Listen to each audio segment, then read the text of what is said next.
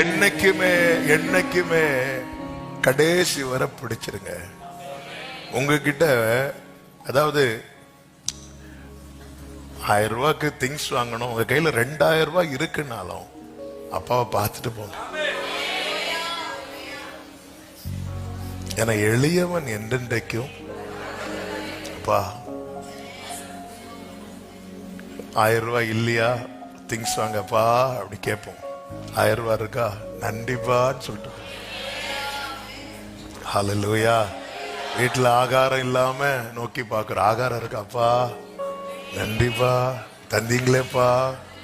இவனுக்கு எப்பவுமே நான் தேவை, அது அவருக்கு தெரியும். அவரு தான் நமக்கு தேவை. ஆனா அப்படி நாம நினைக்கிறோம் என்பது அவருக்கு தெரியணும்.